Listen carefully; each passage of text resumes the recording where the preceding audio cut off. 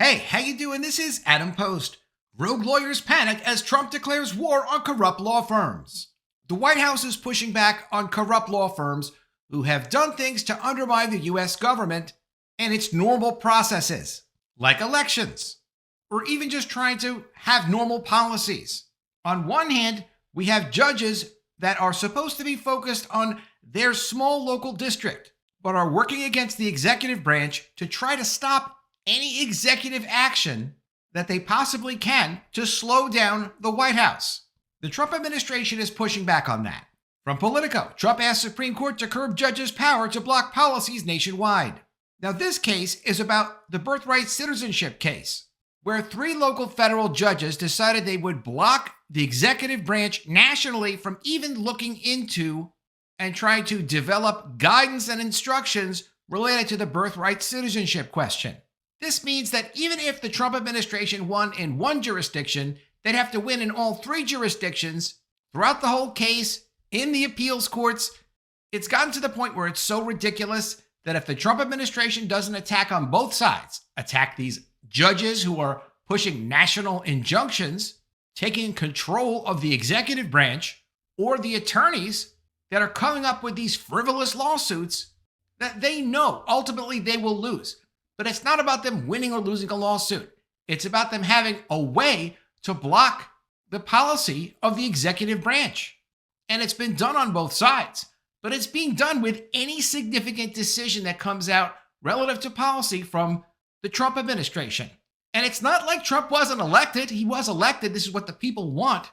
But you can use lawfare and you can delay as long as you have judges that will cooperate.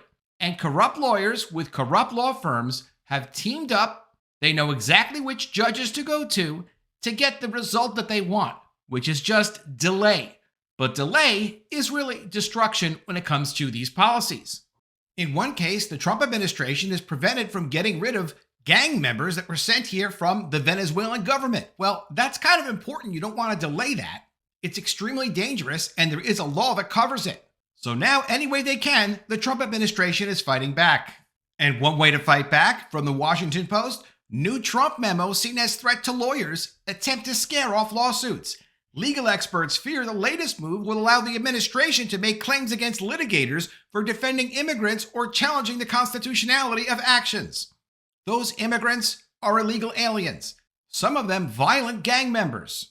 And that's okay. Everyone deserves some kind of defense. But if you're an illegal alien and you've committed violence, or you're part of a gang, maybe you don't deserve the same defense as an actual legal citizen. In fact, legally, you don't. And of course, there's no problem with challenging the constitutionality of the actions of the government. The problem is you can't just challenge them and tie up the government every time you say that new policy is a violation of constitutional rights.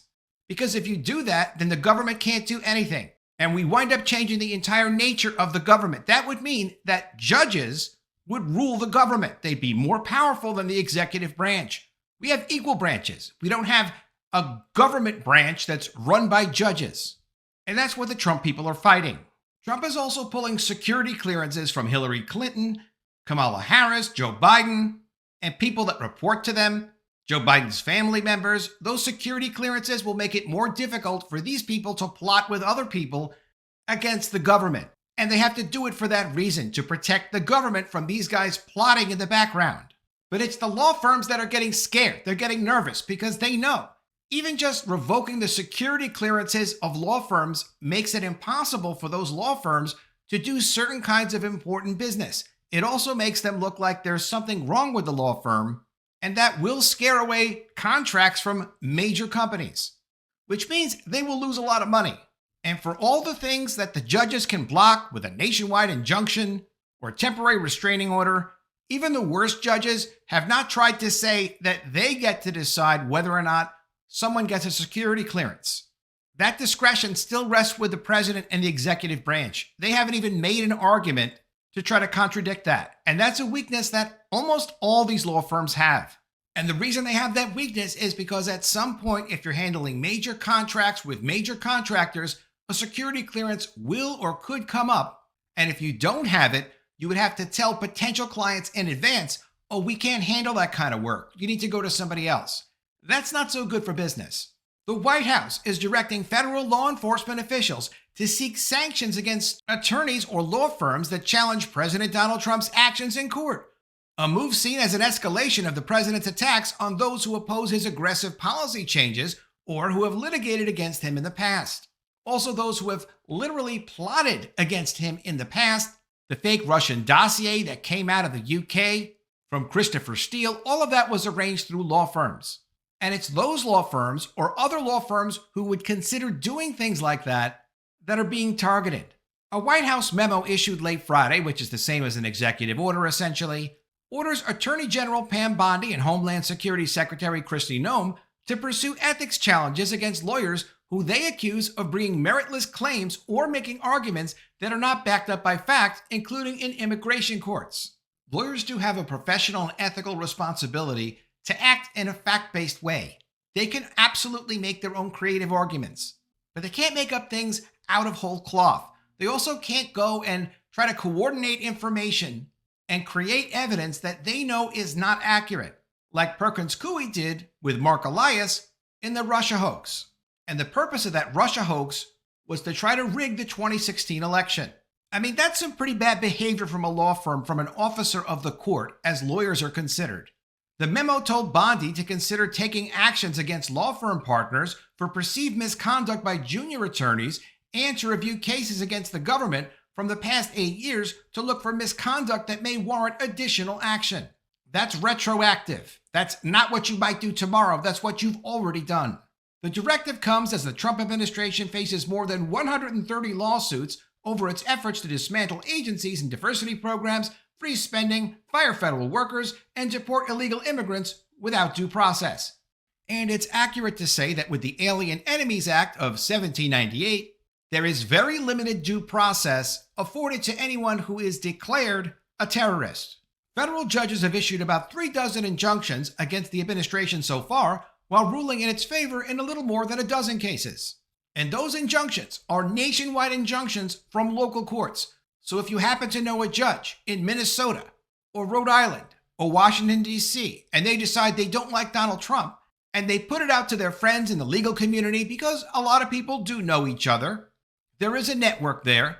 Hey, you can bring the case in this jurisdiction. I can help you out. It's very easy for them to work these things behind the scenes and create a judicial insurrection, a judicial coup. And we can't confirm that's exactly going on, but it definitely looks like that's what's going on. There has to be a response to this. Friday's memo is part of a series of extraordinary executive actions in recent weeks that include punishing judges and lawyers who have taken positions against Trump. A continuing lawsuit over the deportation of alleged Venezuelan gang members based on the Wartime Alien Enemies Act has been a particular sticking point, with the federal judge in the case calling the administration's actions problematic and concerning. What these judges are also trying to do is to set up an impeachment trap, where they can say, oh, I gave you an order and you didn't follow the order, even if it's not possible to follow the order. And in a couple of cases, these judges have given orders to the government that were impossible for the government to follow, such as in the USAID case, where the Supreme Court did say, hey, look, you can't give the government an order to pay out $2 billion to multiple thousands of recipients within a 36-hour period. They need a little bit more time than that. You need to be a little bit more practical than that. Or in the case of this Washington, D.C. judge, who is saying, hey, if you're flying deportations out of the United States, I need you to turn these planes around without even checking, like, could the planes turn around and maybe crash into the sea because they don't have enough fuel? Or any consideration for the fact that the judge is getting himself involved in foreign policy because this was arranged between two countries? The idea is provide political weapons for the opposition of the government, which is not what a judge is supposed to do. Vanita Gupta, who served in top Justice Department posts in Obama and Biden's administrations, said the memo is a blatant threat to the justice system. Quote, I have both sued and defended the government with equal vigor, Gupta said in a statement. This presidential memorandum attacks the very foundations of our legal system by threatening and intimidating litigants who aim to hold our government accountable to the law and to the Constitution. Well, okay, but who's supposed to hold corrupt people who are attorneys or partners in law firms or judges accountable? Who holds them accountable? You as a community with a corrupt community? Maybe you're supposed to, you haven't been doing that. And the government's not going to sit around and wait for you to do that. The government has its own power in the executive branch. They are co-equal branches.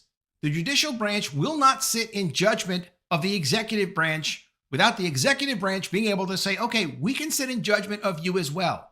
There are powers to keep each other in check in all three branches of government. The action also follows a string of recent attacks by Trump and his allies on federal judges who have ruled against him or are merely taking up court challenges. The suspension of security clearances for various Biden administration officials and prosecutors, and various executive actions targeting three prominent law firms, Perkins Coie, Covington & Burling, and Paul Weiss.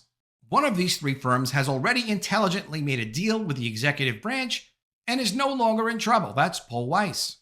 The new memo suggests additional punishments may be coming, calling on the Attorney General to pursue attorneys and law firms who engage in frivolous, unreasonable, and vexatious litigation against the United States, or in matters before executive departments and agencies of the United States. It's called accountability. New Jersey Attorney General Matthew Platkin, who has led several lawsuits against the Trump administration and joined with a coalition of state attorneys general in other cases, called the memo, quote, an unprecedented and frankly outrageous attempt to threaten lawyers simply for doing their jobs. The president has consistently violated the law and hurt our residents in very real and direct ways, cutting their health care, denying their kids a quality education, and making them less safe. According to Platkin, no baseless threat will stop me from doing my job, which is to protect my state from harm. Federal judges already have power to punish attorneys and law firms for bringing meritless lawsuits and legal arguments. That's interesting. How about the executive branch? Yeah, they can actually do that. And that's what the executive branch is doing. The wording of Friday's memo suggests that the Justice Department or Department of Homeland Security could deem routine and proper legal representation of clients to be problematic.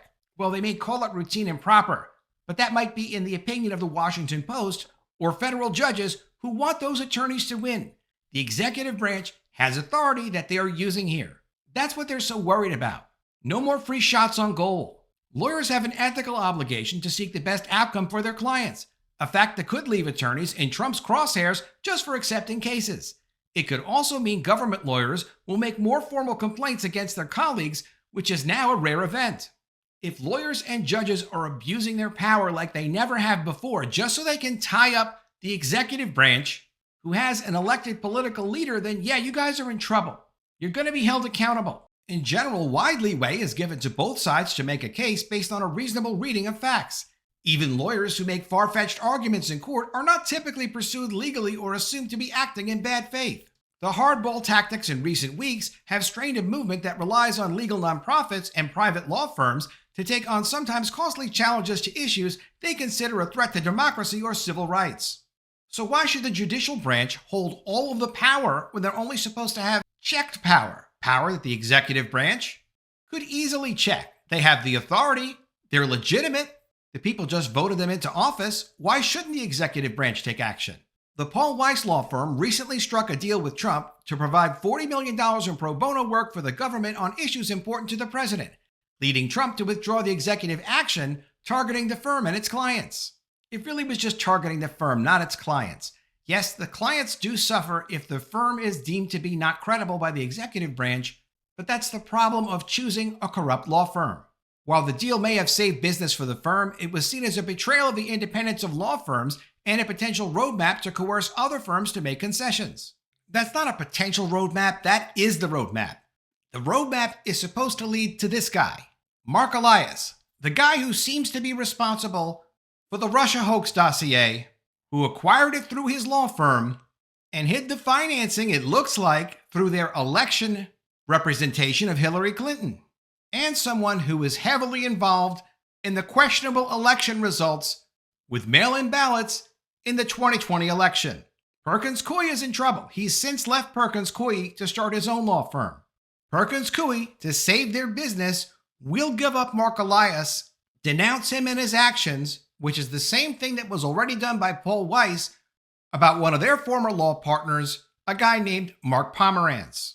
Quote, the executive branch should neither fear nor punish those who challenge it and should not be the arbiter of what is frivolous. There are protections in place to address that. Yeah, the problem though, Gupta, is the protections rest with a corrupt judicial branch. We're not going for that anymore. It's time for the executive branch to start dealing with these people, and they will. Quote, this moment calls for courage and collective action, not capitulation among lawyers and the legal profession. What they're really asking for, and this guy Mark Elias seems to do it all the time, is for other lawyers to stand up and defend their behavior when they know their behavior may have been a little bit outside even the gray line. So sure, if all lawyers stand up, maybe they'd have a chance where all lawyers would say, no, you can't look at our actions. You can't punish us for our actions. That's for our corrupt judicial friends to do. Judges can do that. We'll only go to judges that would never do that. And we don't want you to review our actions because we might actually be held accountable. So the goal is get other lawyers to try to be a human shield for these guys. I don't think that's going to work. Didn't work at Paul Weiss. It's not going to work at all these law firms. And eventually the key targets will be held responsible, or the law firms that protect them will be destroyed.